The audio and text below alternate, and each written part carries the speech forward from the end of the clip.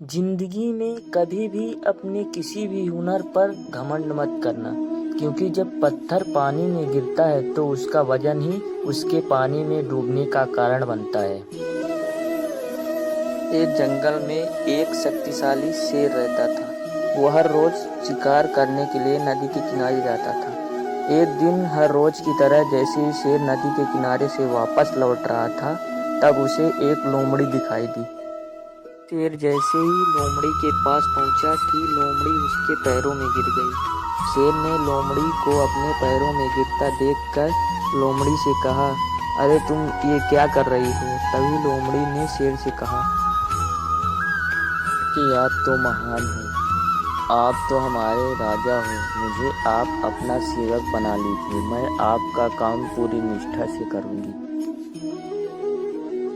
लोमड़ी ने शेर से ये भी कहा, मैं आपकी सेवा करूंगी और उसके बदले में आपके शिकार में से जो भी बच्चा करेगा उसे खा लिया करूंगी। शेर को लोमड़ी की बात सही लगी और शेर ने लोमड़ी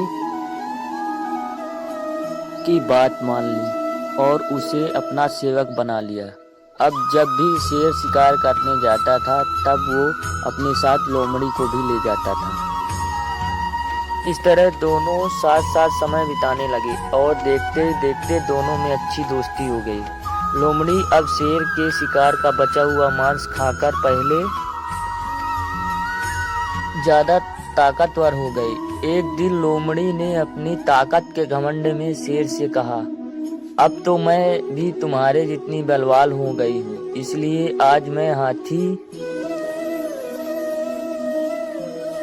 पर वार करने के बारे में सोच रही हूँ। आज हाथी पर वार करूंगी और मेरे खाने के बाद जो भी मांस बचेगा वो तुम खा लेना। शेर को लगा लोमड़ी मेरे साथ दोस्ती में ऐसा मजाक कर रही है, लेकिन बात तो ये थी कि लोमड़ी को अपनी शक्ति पर घमंड हो गया था।